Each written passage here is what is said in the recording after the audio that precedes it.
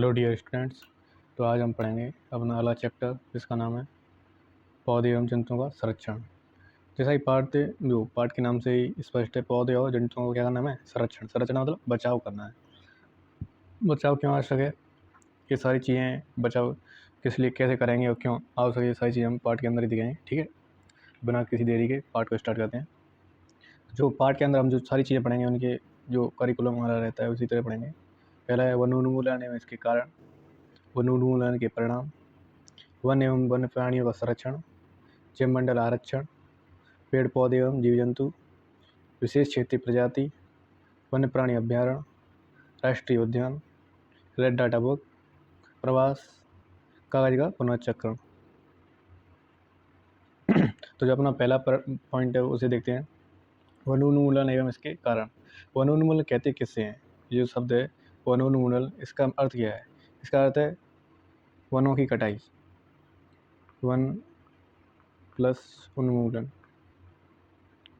यानी वनों की जो अंधाधुंध कटाई उसे क्या कहते हैं? वन उन्मूलन। तो इसके कारण क्या हैं? इसके कारणों को देखें तो बहुत से कारण हो सकते हैं। उनमें से प्रमुख कारण क्या है? एक प्रमुख कारण है वो क्या है? कृषि के लिए भूमि, कृषि के लिए भूमि। दूसरा है घर और कारखाने, घर व कारखाने। अगला फर्नीचर वगैरह के लिए लकड़ियाँ, फर्नीचर। ये सारे कारण किसके हो सकते हैं? वन उन्मूलन के। और एक जो प्राकृतिक कारण है वो दावानल। दावानल हम पिछले पार्ट में पढ़ चुके हैं। दावानल यानी जंगल की आग या फिर भीषण सूखा। सारे कारण किसके हो सकते हैं? वन उन्मूलन के। तो हो गए वन उन्मूलन एवं इसके कारण। तो अगला देखेंगे, अगला पॉइंट अपना वन उन्मूलन के परिणाम। अगर वन उन्मूलन हो जाएगा तो इसके परिणाम क्या होंगे? तो इसका एक तो है जो ग्लोबल वार्मिंग,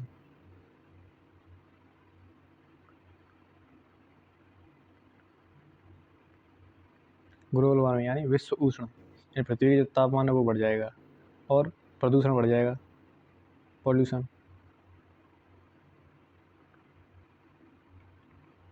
पॉल्यूशन बढ़ जाएगा यानी प्रदूषण।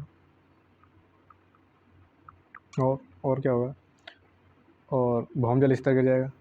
भौमजल का जो भौमजल है उसका क्या हो जाएगा? निम्नीकरण हो जाएगा या फिर जल स्तर गिर जाएगा और वर्षा में कमी आएगी। ये सारी चीज़ें वनों से ही संबंधित हैं। बाढ़ आने का खतरा हो जाएगा और सूखा पड़ेगा। तो ये सारे जो परिणाम है किसके हैं? वन उन्मूलन के। ये सारे परिणाम जो अभी बताएं वो किसके हैं? वन उन्मूलन के। तो परिणाम, और हाँ, इसके परिणाम स्वरूप एक क्रिया और होती है, वो है मरुस्थलीकरण। क्योंकि सूखा होगा तो जो ज़मीन है वो बंजर हो जाएगी। सूखा पड़ने से जो जो निचली मृदा है वो सूख सूख के कैसे बदल जाएगी? मरुस्थल में। तो जो धीरे धीरे मरुस्थल में बदलने की प्रक्रिया वो क्या कहलाती है? मरुस्थलीकरण। मरुस्थलीकरण की डेफिनेशन क्या है? मृदा की ऊपरी परत, जब मृदा की जो ऊपरी परत है वो धीरे धीरे अपना ह्यूमस खो देती है। क्या हो देती है? ह्यूमस। ह्यूमस खोने के बाद उसकी मिट्टी कैसी हो जाती है? उर्वरकहीन हो जाती है, उर्वरक। तो ऐसी भूमि किसमें चेंज हो जाती है? मरुस्थल में। और इसी प्रक्रिया क्या कहते हैं? मरुस्थलीकरण। तो ये हो गया आपका मरुस्थलीकरण, वन उन्मूलन और वन उन्मूलन के परिणाम। इसके बाद अगला देखेंगे, अगला जो पॉइंट हमारा है वन्य एवं वन्य प्राणियों का संरक्षण। तो जो वन एवं वन, इसमें वन भी आ गया, यानी वन उन्मूलन को भी देखना है हमें, और वन में रहने वाले जो प्राणी हैं उनका भी संरक्षण करना है। ठीक है, तो उसमें एक चीज़ आती है, ये जैव मंडल पृथ्वी का वह भाग है जिसमें सजीव पाए जाते हैं और जो जीवन यापन के योग्य हैं। जैव विविधता का अर्थ है पृथ्वी पर पाए जाने वाले विभिन्न जीवों की प्रजातियां, उसके पारस्परिक संबंध में पर्यावरण से उनका संबंध। तो हम इसके अंदर पढ़ेंगे जैव मंडल क्या है। तो जैव मंडल क्या है? जो पृथ्वी पर जितने भी जीव हैं वो आपस में जो संबंध रखते हैं वो किसके अंदर अंतर्गत आता है? जैव विविधता। और जैव विविधता से ही मिलकर क्या बनता है? जैव मंडल। ठीक है, इसके बाद जो वन एवं वन्य प्राणियों के संरक्षण के लिए जो अगली जो चीज़ है वो है ये वन्य प्राणी अभ्यारण्य और राष्ट्रीय उद्यान और जैव मंडल आरक्षित क्षेत्र। इन्हें थोड़ा ध्यान से समझेंगे, थोड़ा इंपॉर्टेंट है, ऊपर से पढ़ते हैं। वन प्रजाति और प्राणी जात और उसके आवास के संरक्षण हेतु संरक्षित क्षेत्र चिन्हित किए गए हैं, जिन्हें वन्य जीव अभ्यारण्य राष्ट्रीय उद्यान और जैवमंडल आरक्षण क्षेत्र, ये 3 हैं। कहते हैं वृक्षारोपण, कृषि, चारागाह, वृक्षों की कटाई, शिकार, खाल प्राप्त करने हेतु शिकार इन क्षेत्रों में निषिद्ध हैं। यानी ये जो सारी प्रक्रियाएँ इन क्षेत्रों में बिल्कुल नहीं की जाएंगी, क्योंकि ये सारे कैसे हैं, निषिद्ध, यानी यहाँ पर ये कार्य मना ही है। तो पहला देखते हैं वन्य प्राणी अभ्यारण्य किसे कहते हैं। इस वह क्षेत्र जहाँ जंतु एवं उसके आवास किसी भी प्रकार के विक्षोभ से सुरक्षित हैं, यानी विक्षोभ कोई बाहर का कोई दखल नहीं देगा। कौन? जंतुओं के। थोड़ा अंतर है ना। वह क्षेत्र जहाँ जंतु है उनके आवास में किसी प्रकार का विक्षोभ से सुरक्षित है, यानी बाहरी दखल से सुरक्षित रहेंगे। एक राष्ट्रीय उद्यान के अंतर्गत क्या है? राष्ट्रीय उद्यान के अंतर्गत क्या है? वन्य जंतुओं के लिए आरक्षित क्षेत्र जहाँ वह स्वतंत्र रूप से आवास और प्राकृतिक संसाधनों का उपयोग कर सकें। यहाँ रहेंगे तो सही, आवास करेंगे, साथ ही क्या करेंगे, जो प्राकृतिक संसाधन है उनका क्या करेंगे, उपयोग। तीसरा क्या है? जैवमंडल आरक्षित क्षेत्र। इसके अंदर क्या है? जो जैवमंडल आरक्षित क्षेत्र के अंदर वन्य जीव, पौधों और जंतुओं, संसाधनों और क्षेत्र में रहने वाले आदिवासी पारंपरिक ढंग से जीवन यहाँ पर तीनों चीज़, पेड़ पौधे, जंतु वगैरह, एनिमल, प्लस उस क्षेत्र में रहने वाले कौन? आदिवासी, ये पारंपरिक ढंग से जीवन यापन करें। तो इस तरीके से वन्य प्राणी अभ्यारण्य, राष्ट्रीय उद्यान और जैवमंडल आरक्षित क्षेत्र तीनों हैं। इसमें तो क्या है? जंतुओं को बाहरी विक्षोभ से सुरक्षित किया जाता है। इसके अंदर क्या है? यानी आवास दिया जाता है और जो संसाधन है उनका उपयोग ही जंतु करते हैं। जैवमंडल आरक्षित क्षेत्र के अंदर क्या है?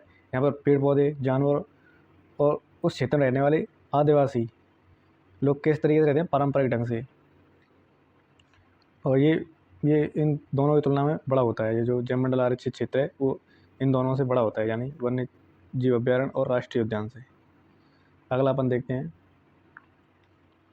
अगला अपना पॉइंट है जैवमंडल आरक्षित क्षेत्र।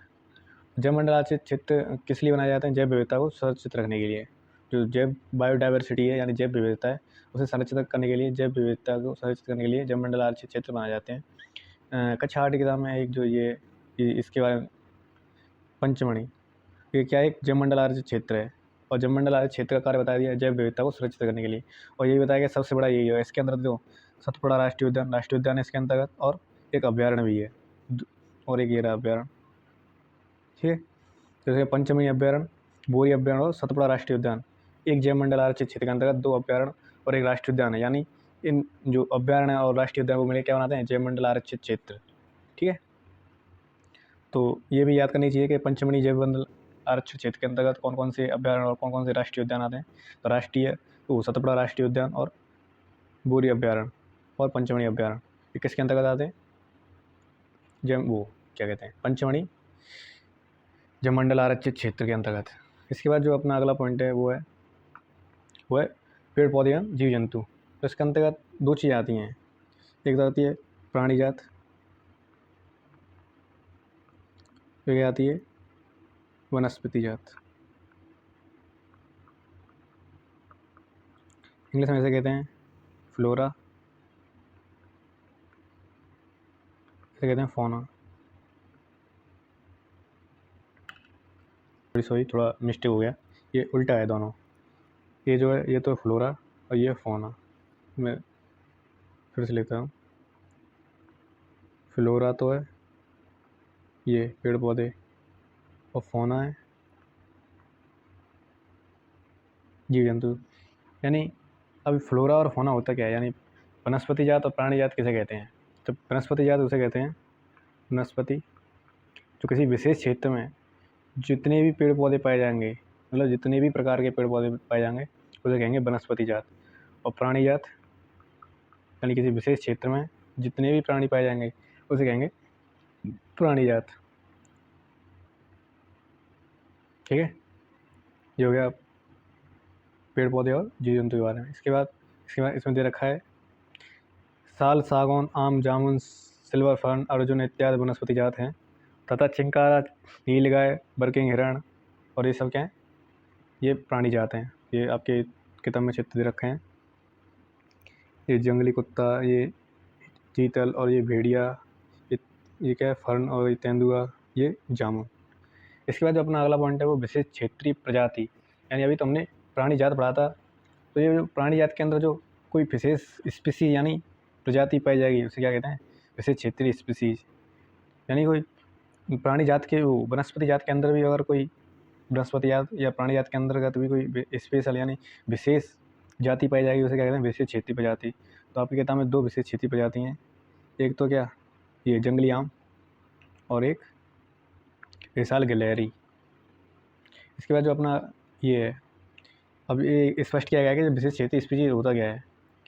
स्पीसीज जब सजीवों की समष्टि का वह समूह है जो एक दूसरे से अंतर्जनन करने में सक्षम होते हैं। इसका अर्थ है कि एक जाति के सदस्य केवल अपनी जाति के सदस्यों के साथ अन्य जाति के सदस्यों को छोड़कर जननक्षम संतान उत्पन्न कर सकते हैं। एक जाति के सदस्यों में सामान्य लक्षण पाए जाते हैं। यानी जो स्पीसीज यानी स्पीसीज को यहाँ क्लियरिफाई किया गया है, जो स्पीसीज होती हैं वो क्या होती हैं। स्पीसीज वो होती हैं जो एक ही जाति के जो जीव हैं या पौधे हैं उनके बीच जो जनन क्षमता होती है, जनन क्षम होते हैं, उन्हीं के बीच होता है ये कार्य। अन्य जाति के किसी अन्य जंतु या फिर पेड़ पौधे के साथ नहीं हो सकता। तो अगला अपना जो पॉइंट है वो क्या है, वो है वन्य प्राणी अभ्यारण्य। अभ्यारण्य वैसे हमने इन शॉर्ट समझ ही लिया था, लेकिन इसके अंतर्गत थोड़ा और है, कुछ नहीं है उस आरक्षित वनों के बारे में। आरक्षित वनों की तरह ऐसे क्षेत्र जहाँ वन्य प्राणी सुरक्षित एवं संरक्षित रहते हैं, ये तो हमने बता ही दिया था इससे पहले, थोड़ा ये दे रखा है। कुछ महत्वपूर्ण संकटापन्न वन्य जंतु जैसे कि काले हिरण, श्वेत आँखों वाले हिरण, हाथी, सुनहरी बिल्ली, गुलाबी सिर वाली बतख, घड़ियाल, कच्छ, मगरमच्छ, अजगर, गेंडा इत्यादि हमारे वन्य प्राणी अभ्यारण्यों में सुरक्षित एवं संरक्षित हैं। भारतीय अभ्यारण्यों में अनूठे सदृश्य भूमि, बड़े समतल वन, पहाड़ी वन और बड़ी नदियों के डेल्टा भी झाड़ी भूमि अथवा बुशलैंड हैं। तो ये वन्य प्राणी अभ्यारण्य के बारे में हो गया। यानी इसके अंतर्गत जो प्राणी हैं, जो वन में जितने भी मतलब ऐसी पेड़ हैं जो अब संकट में हैं या फिर ऐसे जीव जो संकट के अंतर्गत हैं, उन्हें संरक्षित किया जाता है। इसके बाद जो अपना अगला पॉइंट है, जो भी हमने सतपुड़ा राष्ट्रीय उद्यान पढ़ा था उसके अंतर्गत थोड़ा और जानकारी इंक्लूड की गई है। सतपुड़ा राष्ट्रीय उद्यान की चट्टानों में आवास भी स्थित है। यह इन वनों में मनुष्य की गतिविधियों के प्रागैतिहासिक प्रमाण हैं, जिसमें हमें आदि मानव के जीवन यापन के बारे में पता चलता है। चट्टानों के इन मानव आवासों में कुछ पेंटिंग कलाकृतियाँ भी मिलती हैं। पंचमढ़ी जैव मंडल आरक्षण क्षेत्र में 55 चट्टान आवास की पहचान की जा चुकी है। अन्य जंतु मानव को इन कलाकृतियों में लड़ते हुए, शिकार, नृत्य एवं वाद्य यंत्रों को बजाते हुए दर्शाया गया है। आज भी अनेक आदिवासी जंगल में रहते हैं। ये थोड़ा जो हमने पंचमढ़ी और सतपुड़ा के बारे में जो पढ़ा था उसमें दे रखा है, सतपुड़ा राष्ट्रीय उद्यान। अगला अपना राष्ट्रीय उद्यान, इन्हें भी हम पढ़ चुके हैं। राष्ट्रीय उद्यान क्या होते हैं? यह विशाल राज्य क्षेत्र हैं तथा पर्यावरण के संपूर्ण संगठनों का संरक्षण करने में पर्याप्त हैं। अब इसके अंतर्गत जो है वो हम बहुत सारी चीज़ें हैं, बाघ वगैरह हैं, जंगली भैंसा और बारहसिंगा, ऐसे जीवों को क्या कहते हैं, संरक्षण। यानी इनका कुल मिला के इन सभी का कार्य क्या है, जो वन और वन्य जीव हैं उनका संरक्षण करना। यही तो हमारे पार्ट की हेडिंग है। राष्ट्रीय उद्यान के अंतर्गत हमारी एक चीज़ रह गई है। राष्ट्रीय उद्यान के अंतर्गत जो प्रोजेक्ट टाइगर,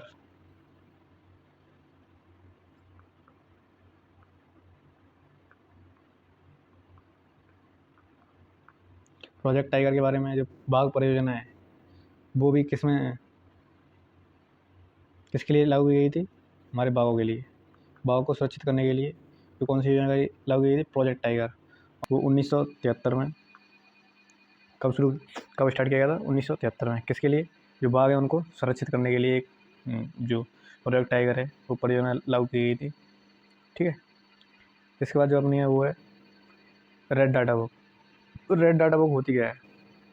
पहले एक दो शब्द उन्हें क्लियर कर लेते हैं। एक है संकटापन्न जंतु।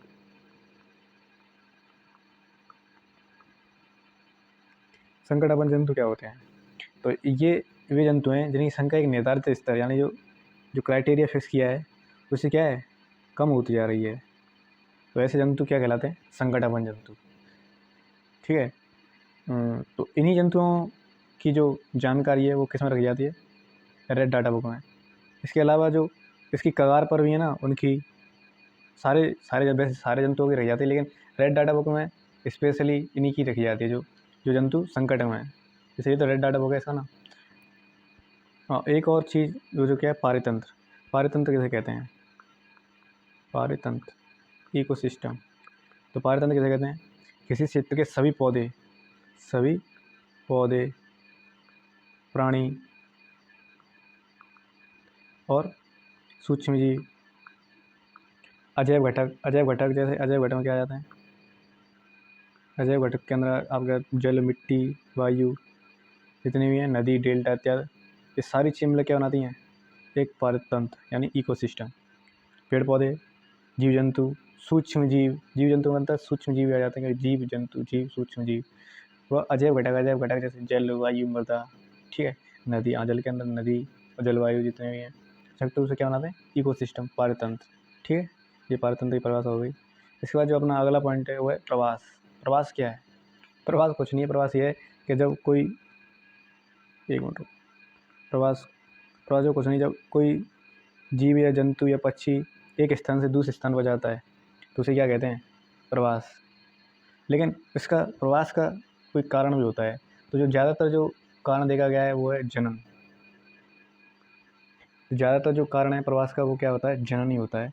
यानी केवलादेव उद्यान के बारे में आप जानते होंगे, जो साइबेरियन सारस आते हैं वो साइबेरिया से यहाँ भरतपुर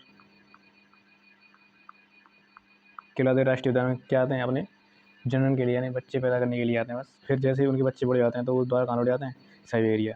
तो मेन कारण यही है, वैसे कारण बहुत सारे हो सकते हैं, जलवायु परिवर्तन भी हो सकता है उनमें से एक कारण।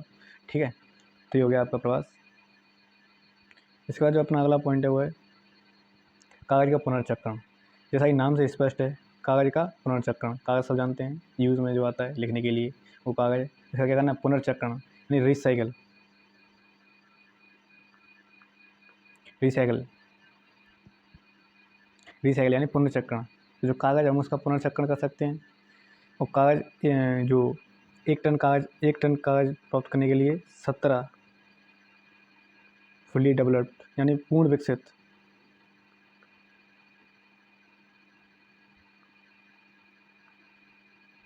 जो फुली डेवलप्ड पेड़ हैं उनको काटा जाता है एक टन कागज़ प्राप्त करने के लिए। तो इससे अब इससे क्या बढ़ेगा? इससे वनोन्मूलन बढ़ेगा। तो इसीलिए जो हमें कागज़ है वो वेस्टेज नहीं करना चाहिए और पुनर्चक्रण करना चाहिए। पुनर्चक्रण के लिए हम कैसे कर सकते हैं? पेंसिल वगैरह से यूज़ कर सकते हैं, पेंसिल वगैरह से लिख सकते हैं। तो जो पेंसिल से लिखा है उसे हम मिटा के फिर से लिख सकते हैं ना। तो इस तरह हम जो कागज़ का क्या कर सकते हैं? पुनर्चक्रण। बिना बिना किसी कारण के ही हम जो कागज़ है उसे ना फाड़ें। और इसी तरीके से जो हमें कागज़ क्या करता है? पुनर्चक्रण। अगला जो सीधा सा पॉइंट है पुनर्वन रोपण। यानी जो वनों का है वो क्या करना चाहिए? हमें पुनर्रोपण यानी फिर से लगाना चाहिए। जैसे हमने एक पेड़ काटा तो कम से कम 2 पेड़ लगाने चाहिए। अब 2 क्यों? तो दो में से क्या पता एक ही बड़ा हो। तो एक पेड़ काटें तो 2 पेड़ लगाने चाहिए। इस तरीके से जो वन है हम उन्हें क्या कर सकते हैं? संरक्षित कर सकते हैं, सुरक्षित बनाए रख सकते हैं। अब जो है प्राणियों के लिए तो हमने, जीव जंतुओं के लिए तो हमने अभ्यारण्य, राष्ट्रीय उद्यान और जैव मंडल आरक्षित क्षेत्र बना रखे हैं। हालांकि उसमें पेड़ भी होते हैं, लेकिन पेड़ जो हम आसपास रहते हैं तो वहाँ से भी तो कटते हैं। तो जब हम एक पेड़ काटें हैं तो कम से कम 2 पेड़ लगाने चाहिए, पेड़ लगाते ही रहने चाहिए।